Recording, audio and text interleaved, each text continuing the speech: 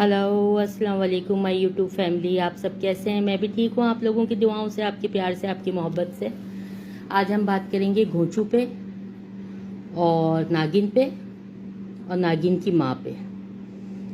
आप सब लोगों ने कुछ दिनों से नोट किया होगा, 2-4 दिनों से, कि घोंचू को वाईटी के ऊपर बहुत मजलूम, मिस्कीन और केयरिंग, लविंग शौहर के तौर पे पेश किया जा रहा है। ये चंद फसादन औरतों का टोला है जो रातों में महफिल लगा के बैठती हैं। ये उन्हीं की तरफ से घोंचू को टैग दिया गया है, टैग कह लें, तमगा कह दें, कि घोंचू जो है वो बहुत मजलूम, बहुत प्यार करने वाला, मुश्किल में खड़ा होने वाला और हर अच्छे बुरे के अंदर जो है वो पिटारा का साथ देने वाला। तो अच्छे का तो नहीं पता, बुरे में ज़रूर साथ देने वाला। कि वो कल अपने व्लॉग में ये बोल रहा है कि हम तो माफ़ी नहीं मांगेंगे, वो लोग माफ़ी मांगे। यानी इसको ये बात कंफर्म है कि मेरी बीवी ने जना किया है। यानी इसको ये बेगैरत को शर्म नहीं है, इसमें शर्म नाम की कोई चीज़ नहीं। शर्म तो इनकी पूरी फैमिली में नहीं है कि इसको ये कंफर्म है कि हाँ ये काम ऐसा हुआ है। जब भी तो ये अपनी जो कॉल रिकॉर्डिंग्स हैं उसमें कह रहा था सलमा को कि माफ़ कर दो, हमारा चैनल चला जाएगा, हमारे बच्चों की रोज़ी छिन जाएगी, हमारा जो है मुंह से निवाला छिन जाएगा। तो क्यों कह रहा था फिर? अब सलमा किस चीज़ की माफ़ी मांगे? सलमा तो वो तो खुद पीछे हट गई अल्लाह पे सब छोड़कर। तो ये जो कुछ लोगों का टोला है जो इसको एक तमगा दे रहे हैं कि ये बहुत मजलूम है, बहुत, तो ये आज से 1 साल पहले चले जाएं, जिस तरह ये पिटारा के साथ रहता था। एक वो डमी बना हुआ वो नहीं चल रहा होता, मम्मी टाइप, ना हंसना ना बोलना, उठ जाओ कपड़े इस्त्री कर दो, उठ जाओ पराठा बना लो, उठ जाओ चाय बना लो। ये तो उस टाइप का आदमी था।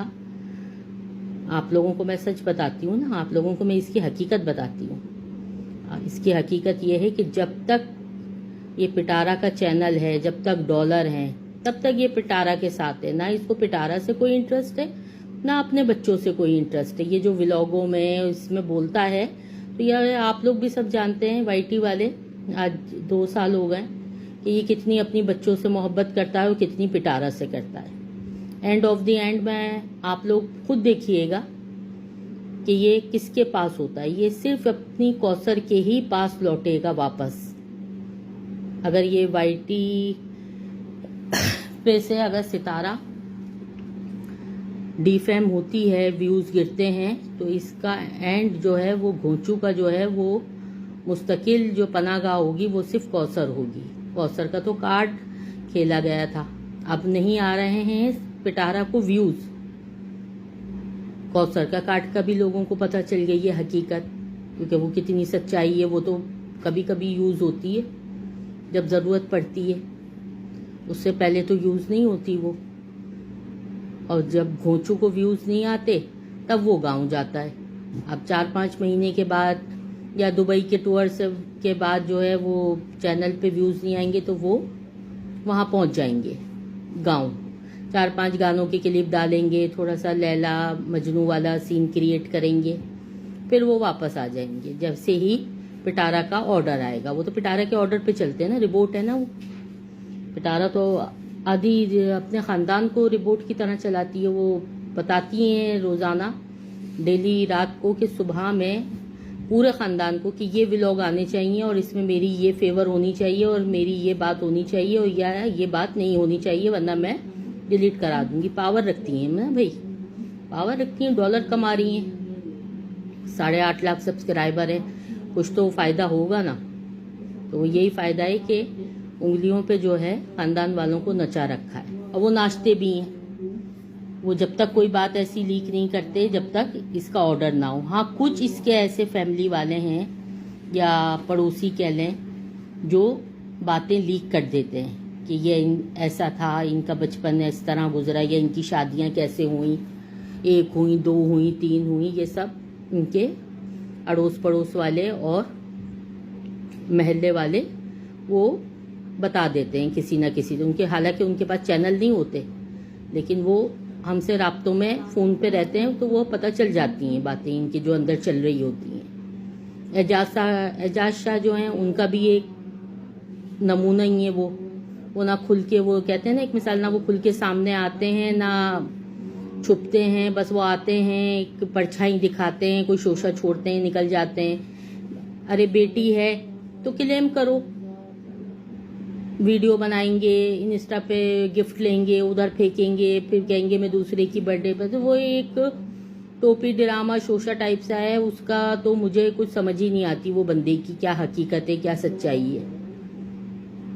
लेकिन वो एक मैन मोहरा है ज़रूर, सितारा से उसका कहीं ना कहीं लिंक ज़रूर जुड़ता है। वो माजी में रहा है या कब रहा है ये तो अल्लाह और उसका रसूल जानता है। अब बात कर लेते हैं नागिन के ऊपर। नागिन ने कल कहा कि ये मेरी पहली नहीं दूसरी शादी है, और वो जहाँ था वो वहाँ पे मुझे नहीं बुला सकता था, ना वो खुद आ सकता था। आप लोग इतने समझदार यूट्यूब फैमिली है, आप लोग खुद बताएं दुनिया में कोई ऐसा मुल्क है जहाँ से कोई पाकिस्तानी बंदा जहाँ गया हो वहाँ से वो खुद नहीं आ सकता या उसकी बीवी वहाँ नहीं जा सकती।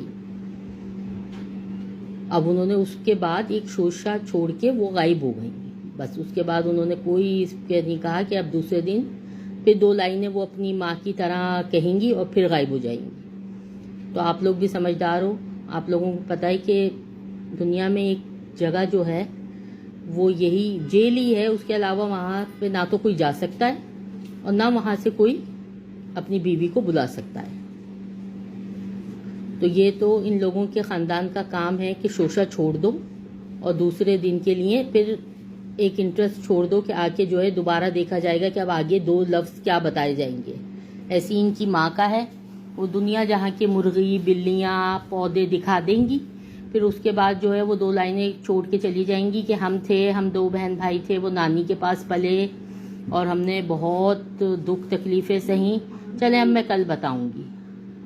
तो ये लोग खुल के कोई भी बात जो है वो क्लियर नहीं करते। ये इनकी पूरी फैमिली की आदत है कि शोशा छोड़ते हैं और चले जाते हैं।